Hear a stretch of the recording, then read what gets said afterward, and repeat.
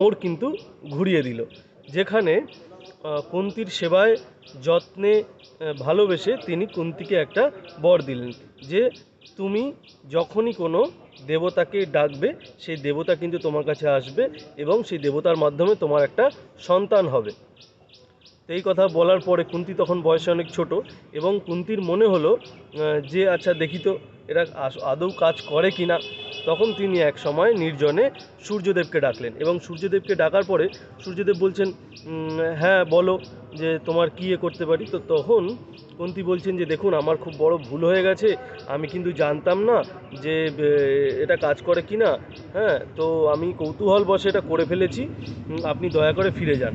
তখন সূর্য বলছে যে মন্ত্র তুমি নিয়েছো সেটা ছেলে খেলার বিষয় নয়, তো সেই মন্ত্রে আমায় ডেকেছো, এখন ডেকে আমায় ফিরিয়ে দিলে কিন্তু তোমার খুব খারাপ হবে।